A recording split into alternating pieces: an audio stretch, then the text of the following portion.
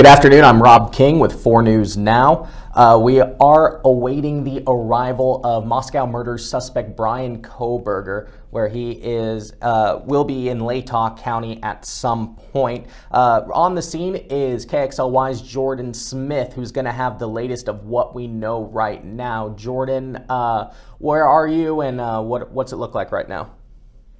Yeah, Rob, I'm here outside the Latah County Courthouse. We got here about 8:30 this morning, and the scene hasn't really changed. As a student here for 4 years, this scene has never looked like it has here before. We've got national media on pretty much every corner here, local media on the sidewalk just outside of the courthouse here, and all just waiting on Bryan Kohberger's arrival. It's expected that he's in the air and will arrive here in the next couple of hours. We still don't have an exact timeline as to when that might be, but that's what we're all here waiting for on his arrival. Still no update as to which entrance or how he might get into the building, but we're all here waiting for that. Got it. And to clarify, it's also not known if he will exactly arrive today. He could make a stop. It could be tomorrow, but we know, as far as the waiving extradition, he has 10 days from the time that extradition was waived to get from Pennsylvania to Idaho, where the trial is expected to take place. That's exactly right. Yep. And we're all here kind of in anticipation, hopeful that he might arrive today. But you're exactly right. It could be tomorrow, could be a few days from now. But at this point in time, still just kind of waiting on that arrival. Still several hours left in the day. If he were to arrive today, there is a chance that hearing could take place today, depending on the time of arrival. But again, a lot of unknowns at this point. Got it. And what would that initial hearing be? I believe it would just be the initial arrest warrant. And when that happens, then the affidavit of probable cause will be available to the media and to the public. So we should be able to shed a little bit more light on this arrest and kind of get a little bit more information that way. But until he arrives here in Latah County, it's kind of up in the air, and that will remain sealed.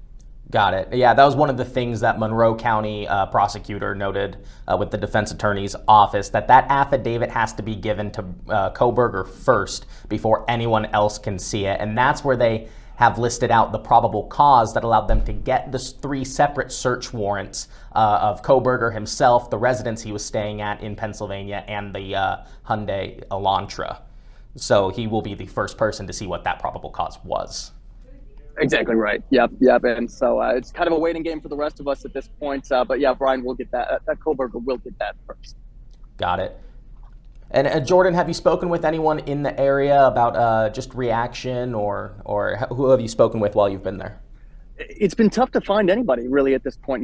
Campus is still pretty empty right now. A lot of students on Christmas break, as well as faculty. We reached out to a criminal law professor who's still on vacation, trying to enjoy the last few days before coming back here to Moscow. So the community is pretty empty. I was just downtown, hopeful to hear from a few more community members on their initial reaction on this arrest. And hopefully we should have an update for you on KXLY tonight at 5 and 6. Got it. And Jordan, information is going to be a lot harder to come by as this moves forward. Can you explain why that is? Yes, of course. And then that was the second part of that is a lot of city and county officials unable to speak on this matter because of the gag order that was issued by the magistrate judge here in Latah County.